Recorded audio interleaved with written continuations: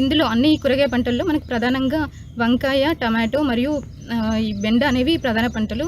ఎందుకంటే వీటి యొక్క మార్కెటింగ్ రేట్ అనేది ఎప్పుడూ ఒకే విధంగా ఉంటుంది. ఈరోజు మనము బెండ సాగు ఏ విధంగా చేయగలో మనం తెలుసుకుందాము. సంవత్సరం మొత్తం బెండను పండించుకోవచ్చు.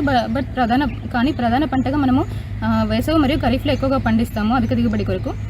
ఈ ఖరీఫ్లో మనము బెండను వచ్చేసి జూన్ మరియు జూలై మాసం వరకు మనము విత్తనాలు నాటుకోవచ్చు. జూలై తర్వాత ఆగస్టులో నాటుకున్నట్లయితే మనకు విత్తన మొలక శాతం తక్కువగా ఉంటుంది మరియు మనకు మొక్కలు అనుకున్నంత పెరుగుదల ఉండక పొట్టిగా ఉంటాయి. బెండకి ముఖ్యంగా అనుకూల వాతావరణం అంటే మనము ఎక్కువగా వేడి వాతావరణం అనుకూలం, చల్లటి వాతావరణం అనుకూలం కాదు.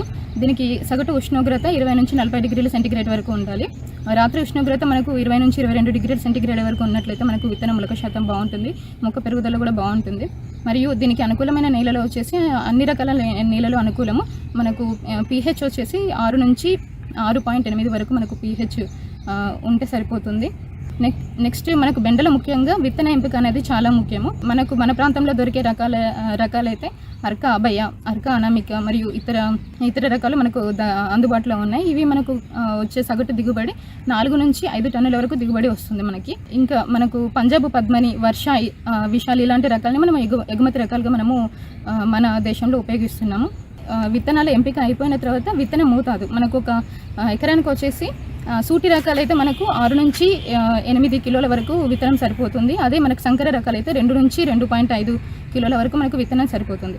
విత్తనం తర్వాత మనకు విత్తనాలని నేరుగా విత్తుకోవాలి. బెండకాయకి విత్తనం విత్తుకునే ముందు విత్తన శుద్ధి తప్పనిసరిగా చేసుకోవాలి.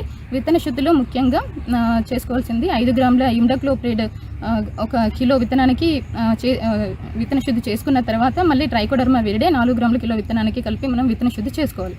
విత్తన శుద్ధి చేసుకున్న తర్వాత మనము నేలని గుల్లబర విధంగా మనము చేసుకుని ridges and furrow method follow అవుతూ బోదల మీద విత్తనాన్ని మనం నాటుకోవాలి. విత్తనాన్ని నాటేటప్పుడు మనము బోదకి ఒక వైపు 10 to 20 సెంటీమీటర్స్ లోతులో మనం విత్తనాన్ని నాటుకోవాలి.